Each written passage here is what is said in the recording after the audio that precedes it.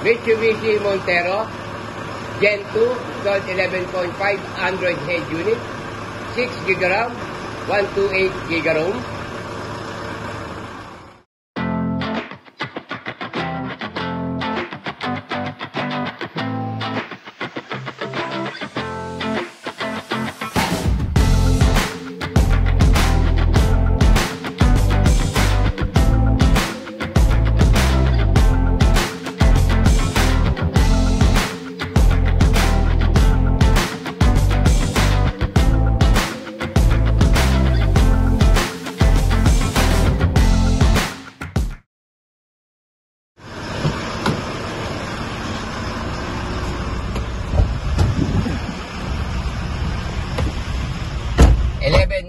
.5 screen, Android head unit with 360 camera and online voice command.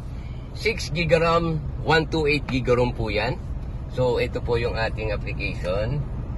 Yan. Click mo lang siya. Yan po.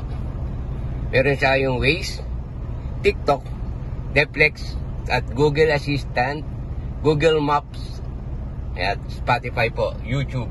So, meron po tayong steering wheel. Ito, working po. Okay.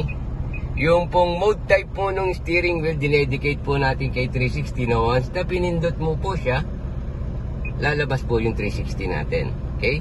Press mo ulit, exit siya. Okay. Meron po tayo ditong SIM card. Working.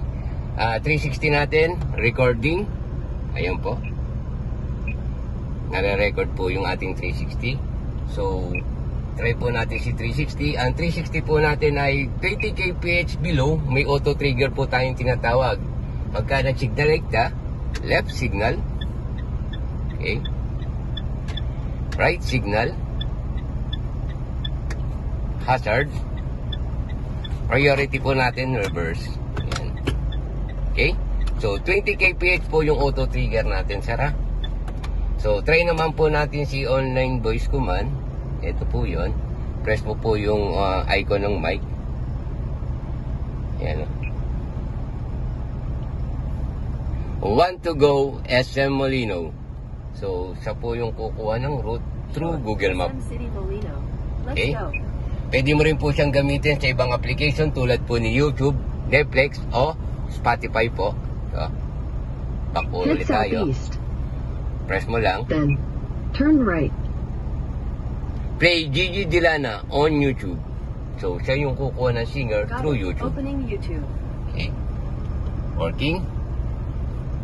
6 GB RAM, 128 GB ROM, 11.5 inch Android head unit with 360 camera.